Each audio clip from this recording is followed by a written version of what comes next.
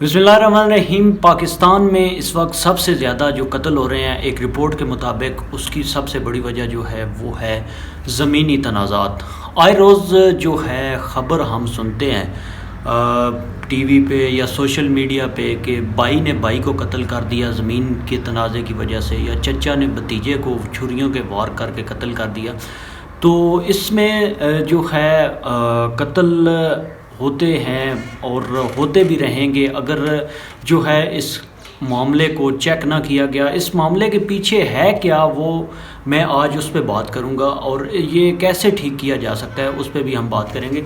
تو سب سے بڑی جو ہے اس کی وجہ ہے اور اس کا حل جو ہے، سب سے بڑا جو ذمہ دار ہے اس کا وہ ہے محکمہ مال۔ محکمہ مال اگر ٹھیک ہو جائے تو سارے زمین کے معاملات، زمینوں کے جھگڑے ختم ہو جاتے ہیں اور سارے نظام جو ہے ٹھیک ہو جاتے ہیں۔ جتنے بھی قتل ہوتے ہیں اس میں قصوروار جو ہے، جہاں تک وہ قاتل ہے، مقتول کا جو قتل کرنے والا ہے، بروز محشر جتنا وہ سزاوار ہے، زیادہ نہ ہو تو اس میں آدھا قصوروار جو ہے ان کو بھی بروز محشر میں ٹھہرایا جائے گا۔ میرا یہ عقیدہ ہے اور میری جو یہ سوچ ہے اس کے مطابق، سمجھ کے مطابق، وہ بھی اس میں قصوروار ہیں محکمہ مال والے، کیونکہ جتنا انہوں نے کمپلیکیٹڈ بنا رکھا ہے محکمہ مال نے زمین کے معاملات کو، رشوت اس میں آ جاتی ہے۔ اس کے علاوہ اگر آپ چلے جائیں محکمہ مال کے آفس پٹواری کے پاس ہی ایک چلے جائیں، یا کسی بھی اراضی سینٹر میں چلے جائیں، کمپیوٹر سینٹر میں، تو وہ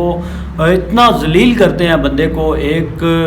کام ہو، چھوٹا سا کام، تو وہ آپ کو اگر آپ رشوت نہیں دیتے ہیں تو وہ اتنے چکر لگواتے ہیں کہ بندہ خود بخود مجبور ہو کے رشوت دیتا ہے۔ تو یہاں میں عوام سے درخواست کروں گا کہ اگر آپ کو یہ ذلیل کرتے ہیں تو، یا کام میں تاخیر کرتے ہیں یا رشوت مانگتے ہیں، تو کائنڈلی رشوت نہ دیں، کیونکہ سرکار کی حدیث جو ہے، حضور صلی اللہ علیہ وآلہ وسلم کی حدیث مبارکہ ہے کہ رشوت دینے والا اور لینے والا دونوں جہنمی ہیں۔ تو یہ ظالم لوگ، یہ خبیث لوگ خود تو لے رہے ہیں، خود جہنم میں جا رہے ہیں، اور دینے والوں کو بھی ساتھ لے کے جا رہے ہیں۔ تو یہ کائنڈلی اس پہ جو ہے سوچیں اور غور کریں، اور پاکستان گورنمنٹ سے بھی میں یہ درخواست کروں گا کہ اس پہ کڑی سے کڑی جو ہے، جو کرپشن میں پکڑا جاتا ہے بندہ رشوت لیتے ہوئے، اس کو نہ صرف نوکری سے جو ہے فارغ کیا جائے۔ معطل والا جو سسٹم چلا ہوا ہے یہ بالکل غلط ہے۔ اسی وجہ سے جو ہے یہ کرپشن، وہ دلیر ہو جاتے ہیں، کہتے ہیں کہ کیا ہونا ہے، تھوڑا سا انکوائری چلے گی، اپنا محکمہ انکوائری کرتا ہے اور پھر وہ ڈیوٹی پہ حاضر ہو جاتے ہیں۔ ان کو فارغ کیا جائے نوکری سے اور کڑی سے کڑی مثالی سزا دی جائے، تاکہ دوبارہ جو ہے ایسی حرکت کسی محکمے کا جو ہے کوئی بندہ ایسی حرکت نہ کرے، ایک مثال بن جائے۔ یہ اس میں کہ جو زمینوں کے معاملات ہیں، ڈپارٹ آف ریونیو ہے، پٹواریوں کے ہوں یا اس میں آپ اراضی سینٹر کا کر لیں، تو اس میں جو ہے اتنا کمپلیکیٹڈ بنایا ہوا ہے، یہ گورنمنٹ کی طرف سے شروع سے ہی چلا آ رہا ہے، تو اس میں اصلاحات کی ضرورت ہے۔ میں یہ کہوں گا کہ اگر ایک پی ایچ ڈی بندہ ہو، پاکستان کی آخری ڈگری ہے، ڈاکٹر کی ڈگری ہے، وہ بھی ہو بندہ کی ہوئی ہو ڈگری، تو وہ بھی بندہ جو ہے جا کے وہاں پریشان ہو جاتا ہے۔ وہ جو لٹھا ہے جسے سکیچ کہتے ہیں زمینوں کا، وہ پی ایچ ڈی بندہ نہیں پڑھ سکتا جب تک وہ اس نے کچہریوں اور جو ہے ان دفاتر کے چکر نہ لگائیں اور دھکے نہ کھائے ہوئے ہوں۔ تو میں اس کے علاوہ جو ہے ایک اور بھی یہاں بہت زیادہ ہمارے پورے پاکستان میں یہ ہوتا ہے کہ چلے جائیں دفاتر میں، تو جو کہ پٹواری علیحدہ ہو گئے ہیں، ان کے دفاتر اور اراضی سینٹر علیحدہ ہو گیا ہے، تو پٹواریوں کے پاس جائیں تو وہ کہتے ہیں جی کہ ان کو چھوٹا سا کام ہو، مقصد ان کا رشوت لینا یا پیسے لینا ہی ہوتا ہے، نہیں تو وہ کر دیں، ٹھیک ہے۔ تو اس میں جو ہے پٹواری کے پاس جائیں تو وہ کہتا ہے جی یہ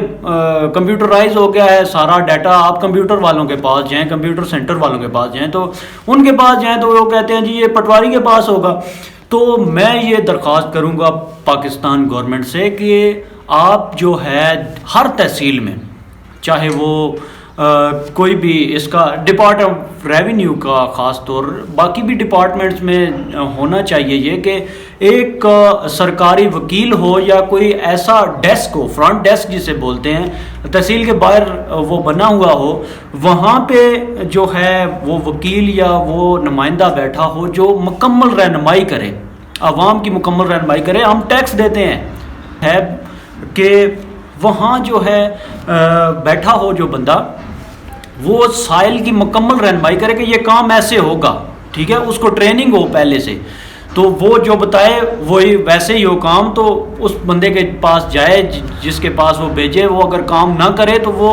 وہیں کمپلین درج کروائے اس وکیل یا فرنٹ ڈیسک پہ، تو اس کے خلاف ایکشن بھی ہو. اس کے علاوہ میں سجیشن دوں گا جو ہے پنجاب گورنمنٹ اور ریونیو ڈپارٹمنٹ کے جو اعلیٰ افسران ہیں ان کو، کہ جو ہے ایک فرد بدر میرے خود کے ساتھ، میں پاکستان تحریک انصاف کا، انصاف یوتھ ونگ کا، اپنی تحصیل کا جنرل سیکرٹری بھی رہا ہوں، اور شعبہ صحافت کے ساتھ بھی تھوڑا ہے میرا تعلق ہے، اور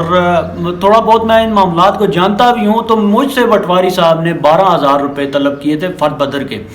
تو فرد بدر کی کوئی فیس نہیں ہوتی ہے، فرد بدر جو ہے انہی کی ڈپارٹمنٹ والوں کی غلطی ہوتی ہے. حالانکہ چاہیے یہ کہ ڈپارٹمنٹ والوں پہ، پٹواریوں کی جن کی غلطی ہے ان کو جو ہے اس کی پوچھ گچھ کی جائے، سزا دی جائے اور جرمانہ کیا جائے. یہ غلطی بھی ان کی ہوتی ہے، اور عوام کے چکر لگواتے ہیں، سائلین کے چکر بھی لگواتے ہیں، اور ان سے پیسے بھی اٹھوتے ہیں. میں نے جہاں تک سنا ہے، اور مجھ سے بھی مانگے گئے ہیں، 12,000 مجھ سے مانگے گئے ہیں، تو یہ 40,000 50,000 50,000 بھی ایک فرد بدر کے لیتے ہیں لیگل کے.